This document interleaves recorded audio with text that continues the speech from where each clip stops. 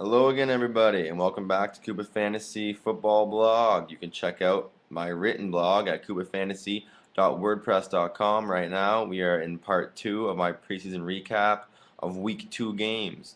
We're going to get right into it because these things take a while and there's a lot of games to do. The Broncos versus the Bills. The Broncos came out on top in this one, 24 to 10. Kyle Orton showed why he's the number one right now in Denver because he's the best QB they have. He was 10 to 13 for 135 yards and a TD before he left the game.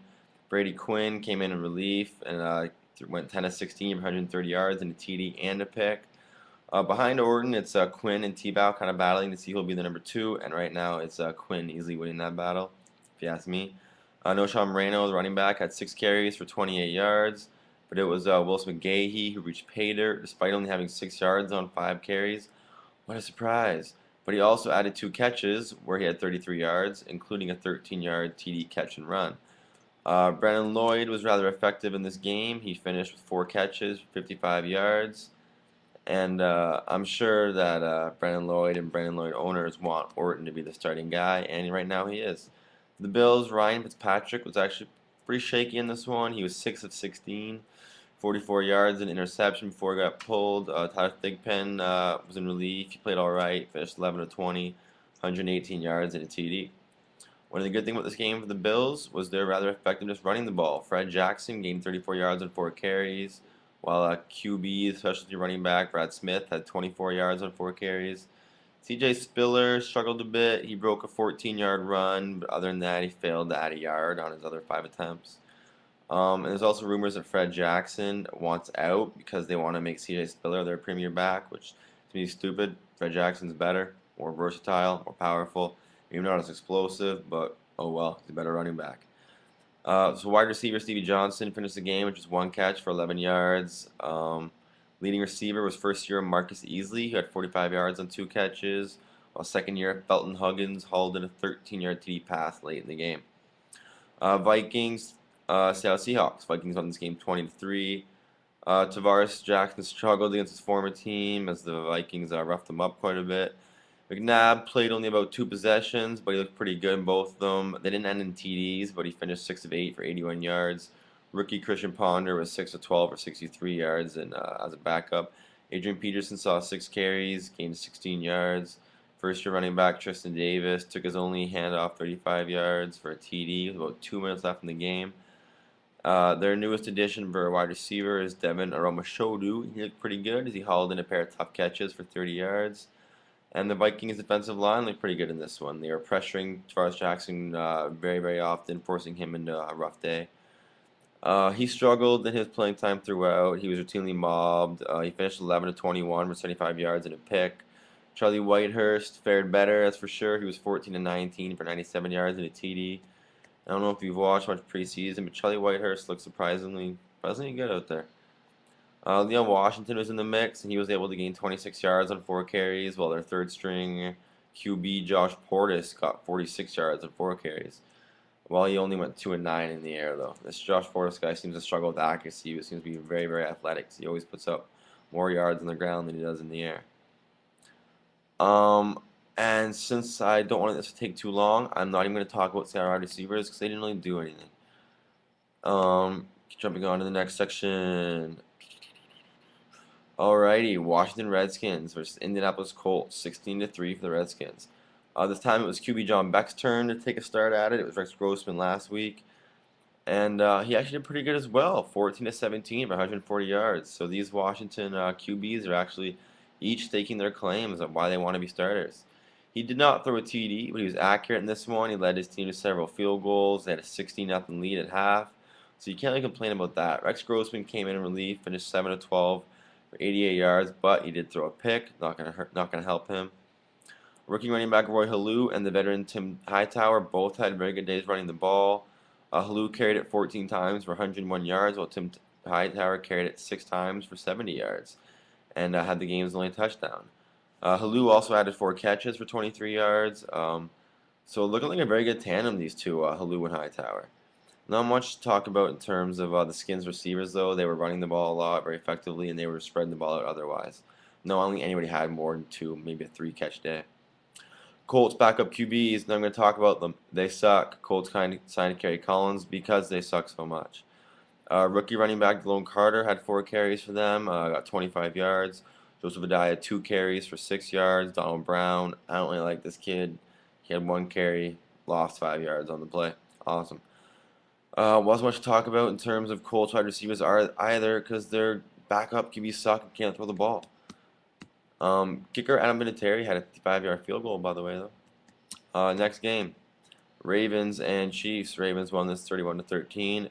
Joe Flacco was pretty damn good in this. 12-24, 124 yards. Nothing special, nothing great. Ray Rice, 7 carries, 44 yards and a TD. One of 4 Ravens rushing TDs in the day. He had an 11-yard catch as well. Their rookie running back Anthony Allen had some late game carries. Had a TD in the 4th, while 4th-year running back Jalen Parmel had an 18 yards and a TD on 6 carries. So the Baltimore running backs really just doing it all over.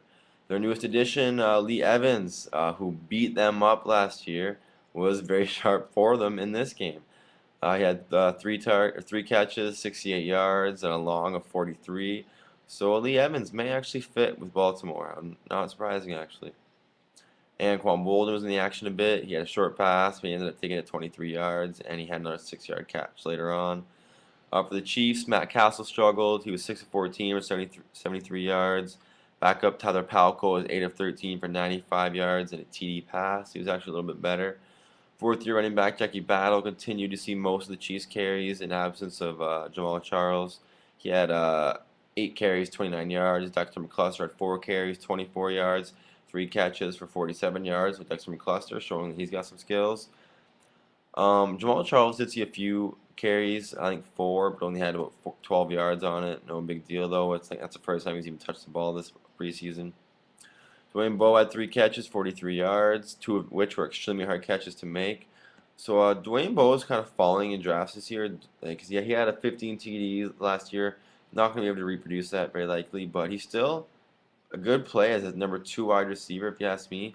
They have a tougher schedule, are going to need to have a balanced offense. They're going to need to throw the ball and throw it well, and he'll be the guy they're going to want to do that to since he is so goddamn talented.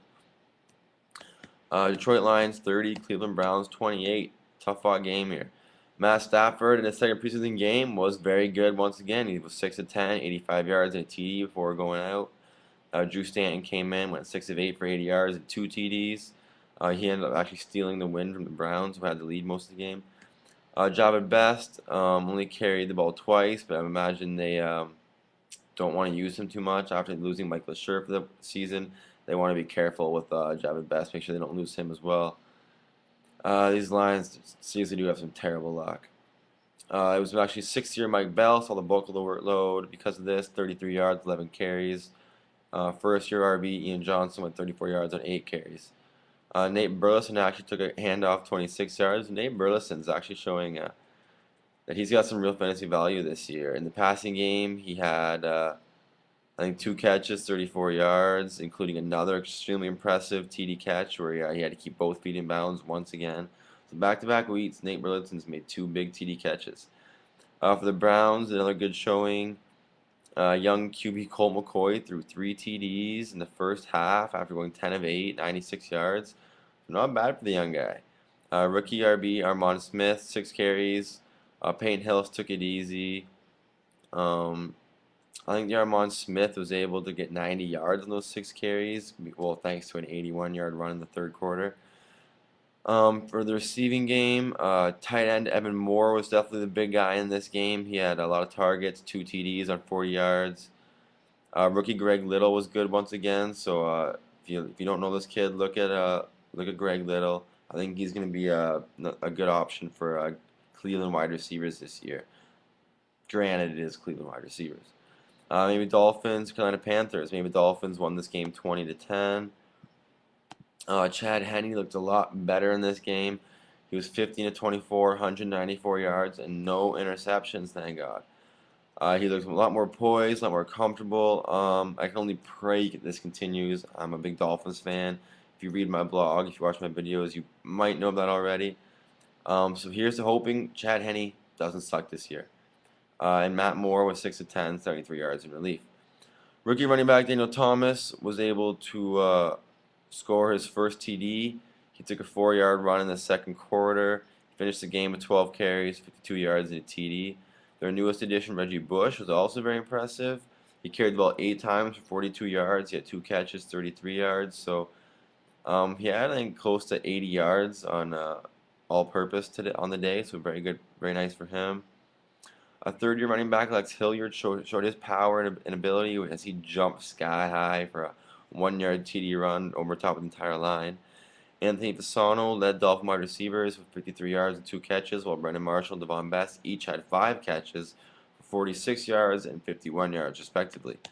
Panthers rookie QB Cam Newton struggled at times. He was 7 for 14 for 66 yards, while adding 18 yards to his legs. Didn't really seem to get any momentum going, but granted, not even defense, which is like one of the stronger parts of their team. They were pressuring him quite a bit, and then really let him get into a rhythm.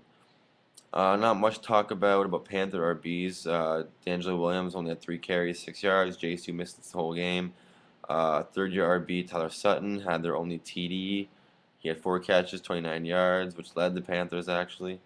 Tight ends Greg Olsen, Jeremy Shockey combined for 43 yards and 5 catches.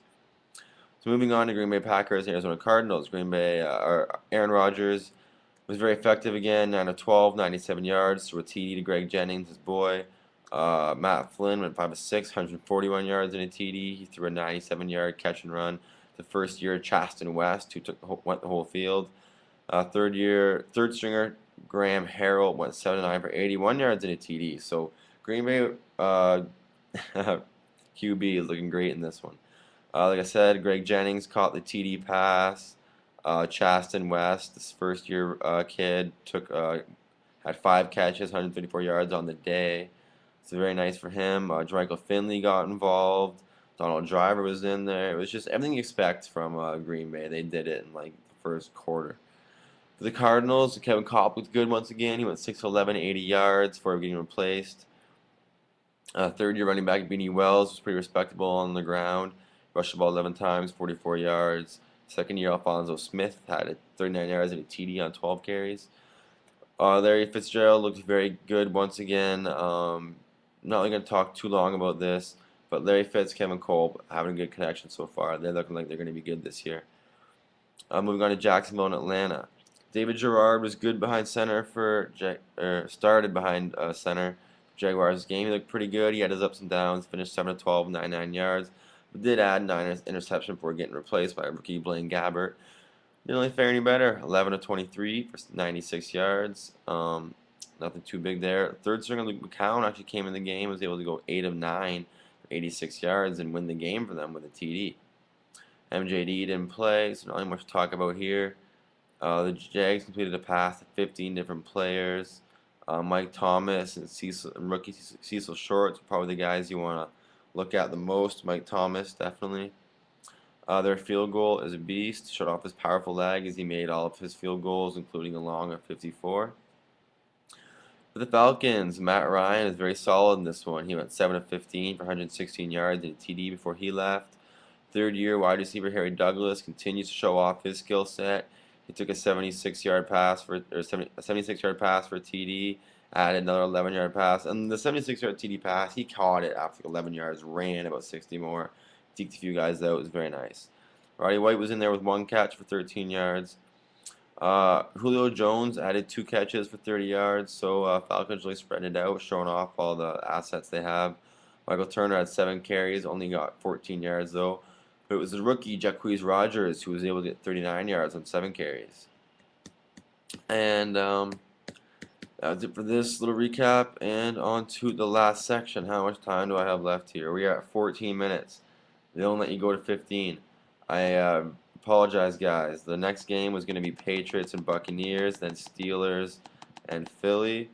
And those would have been the last 2. You can go check out those games on my blog, koopafantasy.wordpress.com. I got 20 seconds left. Guys, like my videos, subscribe to them, go to my website, rate, comment, leave feedback, whatever. Show me some love. I really, truly appreciate it. This is Koopa Fantasy saying, talk to you later.